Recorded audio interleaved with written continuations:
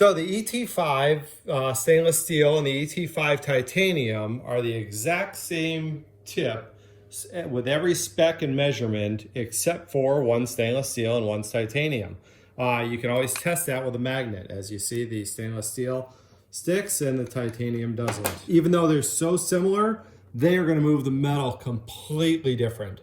So if you like a very, very true hit and a lighter tip, you're going to want the titanium.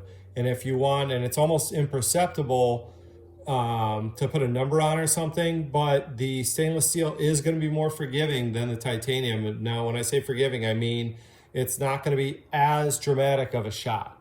So if you're looking to really, really pick the fly crap out of the pepper, as they say, you're going to probably want to steer towards the titanium. But if you're not a metal knockdown guy, you're going to want to probably go with the stainless steel.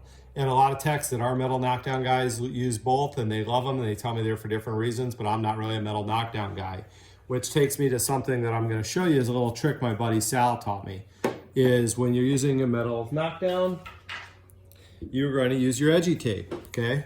And what you're going to do is cut a bunch of little strips, and I'm just going to do a couple to show you, but you'll do as many as you want. And what you'll do is you'll make a plus sign. You'll go down one side and cover the tip, then go down crossways and cover the tip.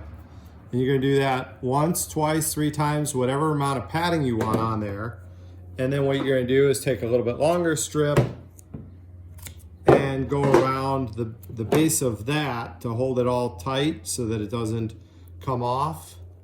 And now you've got the accuracy of a metal knockdown with the little bit of protection so you're not going to mar that paint.